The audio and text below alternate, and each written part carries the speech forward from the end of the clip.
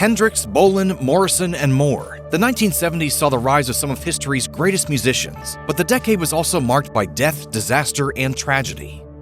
Most casual fans know at least two things about Jimi Hendrix: that he was probably the greatest rock guitarist of all time, and that he died at the young age of 27, when he choked on his own vomit following an overdose. While both of those things are likely true, the circumstances of his death have been disputed to a greater degree than you might think.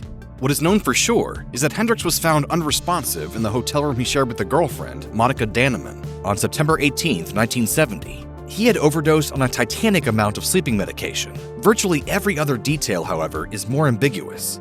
For example, Hendrix's friend, Eric Burdon of The Animals, insists that Hendrix took his own life, having found a poem he says constituted a suicide note. Dannemann herself disputed this. For her part, the timeline of events that morning continually shifted in her conversations with the police. Burdon also claimed alternately to have gotten there in time to remove drugs from the scene, and that he arrived as the ambulance ferrying Hendrix to the hospital was departing. Suspicion also fell on Hendrix's mob-connected manager, Michael Jeffrey, who was in debt to some shady types at the time. The events surrounding the musician's death were so muddled that an inquest launched later in 1970 failed to pinpoint a conclusive cause of death. In 1993, an attempt to open a new inquiry never even got off the ground.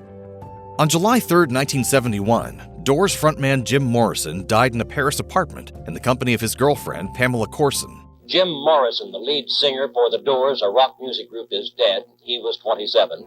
That's the official line, at least. But the truth behind the legendary singer's final night appears to go much deeper than that. At the center of it all is Courson, who made some highly questionable decisions after Morrison's death. At about 6 in the morning, Courson found Morrison unresponsive in the tub and called the fire department and police. Morrison's body was packed in dry ice, and it remained in the apartment for 3 days. During that time, a physician visited, proclaimed the cause of death as heart failure, and signed a death certificate. But nobody knows who the doctor was, as his signature couldn't be made out. Courson claimed not to remember his name, and no autopsy was performed. Finally, a cheap coffin arrived. Morrison was buried in the presence of a handful of onlookers, and that was pretty much it. Multiple people claim to have seen Morrison in multiple locations the night before his death, with some swearing he died in the bathroom of a nightclub before being transported to the hotel. Doors keyboardist Ray Manzarek doesn't rule out the possibility that Morrison faked his own death either. He once told performing songwriter that the coffin could have been filled with 150 pounds of sand. The Allman Brothers Band, led by brothers Greg and Duane Allman, cast a long shadow of influence over the rock world. The band's unique rhythm section configuration, as well as the guitar skills of Duane Allman, were an excellent complement to Greg's soulful, blues-inspired songwriting and keyboards. Meanwhile, their tendency to stretch live jams to 40 minutes or more extended their influence to bands like the Grateful Dead and other such contemporaries. Unfortunately, twin tragedies that took place almost exactly a year apart radically altered the band's lineup and trajectory. In October 1971, Duane Allman died after swerving to avoid crashing his motorcycle into an errant pickup truck, flipping the bike several times. He was only 24 years old. He was always the first to face the fire, you know. He was a born leader, he really was. Your brother Duane? He really was. The grieving band eventually regrouped to record their breakthrough studio album, 1972's Eat a Peach, but bassist Barry Oakley never quite recovered from the loss of his friend. Band associate Joseph Red Dog Campbell told Rolling Stone that when Duane died, Barry died. He loved and idolized Duane. For quite a few months, that's all he thought about. In November 1972, Oakley himself was killed after his motorcycle collided with the bus just blocks from the site of Allman's crash. He was also 24 years old. Welsh outfit Badfinger might have been remembered as one of the biggest bands ever, mostly due to two separate factors: the songwriting prowess of guitarist and vocalist Pete Ham and bassist Tom Evans, and their association with the Beatles. While still known as the Ivies, the band was brought in to audition for the Fab Four's Apple Records by their road manager, Mal Evans. Their songwriting talents perked up the ears of Paul McCartney, and after hard lobbying from Evans and Apple head of A&R Peter Asher, all four Beatles agreed to sign the group. Badfinger enjoyed success in the early 70s, with such hits as the McCartney-penned Come and Get It and Ham and Tom Evans' Without You. But by the middle of the decade, gross mismanagement by business manager Stan Pauly and an ill-timed label switch left the band in a financially precarious situation. In 1975, with financial woes and a baby on the way, Ham died by suicide in the garage of his home. Tom Evans, his musical soulmate and best friend, took his own life in 1983. If you've ever noticed a shaggy-haired, bearded guy with glasses hanging around in the margins of archival photos of the Beatles, it's almost certainly Mal Evans. The Fab Four's former road manager became an irreplaceable assistant and go-to guy after the band quit performing live. He also provided such miscellanea as additional vocals or additional instrumentation on their recordings. Tragedy struck in 1976, however. Evans was in the long process of writing a memoir about his time with the band. Despondent over a recent divorce, Evans responded poorly when a girlfriend called the police to report that he was on drugs and playing with a gun. When the cops arrived, Evans refused to drop the weapon, which turned out to be a harmless air rifle, and they shot him dead. Some of his personal effects have surfaced in recent years as highly prized collector's memorabilia, such as John Lennon's handwritten lyrics to A Day in the Life, which sold at auction for over $1 million in 2010. Elvis Presley needs no introduction. He was called the King for good reason, ruling over the music landscape in a way that few artists have managed since. Only Mariah Carey and the Beatles have notched more #1 hits, and Presley was also a multimedia star when those were exceedingly rare, appearing in 31 films between 1956 and 1969. Most fans know the basics of his passing. Presley died of heart failure at the age of 42 on August 16, 1977, with prescription drug abuse being a contributing factor. Good evening. Elvis Presley died today. He was 42. Apparently it was a heart attack. What many do not know, however, is that Presley came by all those drugs legally, through his personal physician, Dr. George Nichopoulos. And Nichopoulos got himself into some pretty hot water as a result. Dr. Nichopoulos had his medical license suspended for 3 months in 1980 for overprescribing drugs to patients, including Presley and rocker Jerry Lee Lewis. He narrowly avoided conviction on felony charges of negligently prescribing drugs to Presley, specifically in 1981. Nichopoulos managed to hold on to his license until 1995, when it was permanently revoked by the Tennessee Board of Medical Examiners.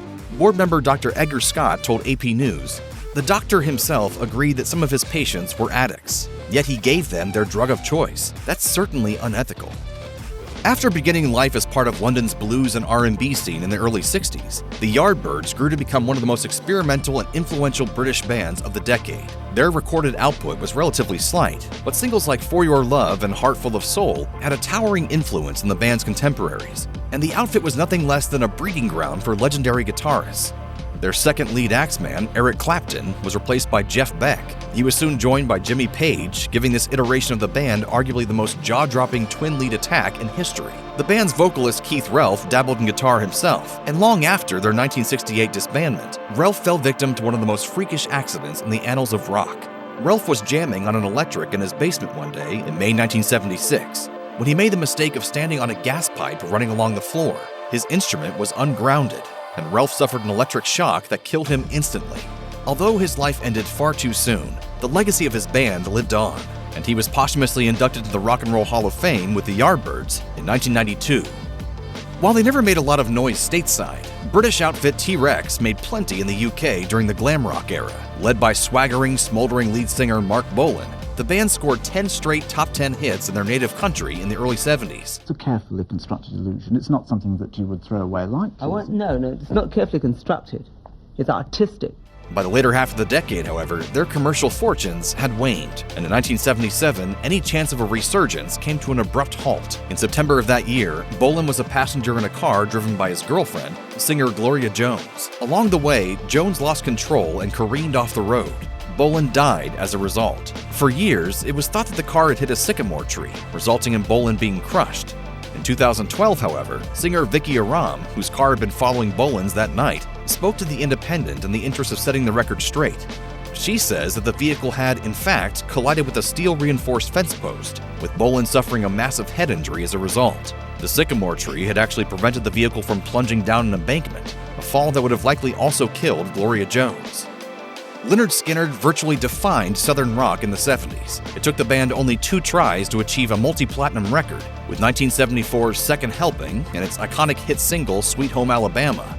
The countrified, bluesy band's main strengths were the gravelly voice and strong songwriting of frontman Ronnie Van Zant, and the guitar virtuosity of Steve Gaines, which made the tragedy that befell the band in 1977 all the crueler. As their touring schedule ramped up, the band decided to charter a private plane, and their manager settled on a Convair 240 that had recently been looked over and rejected by fellow rockers Aerosmith. On their flight to a gig in Baton Rouge, Louisiana, the plane ran out of fuel, crashing in a thick stretch of woods in Mississippi.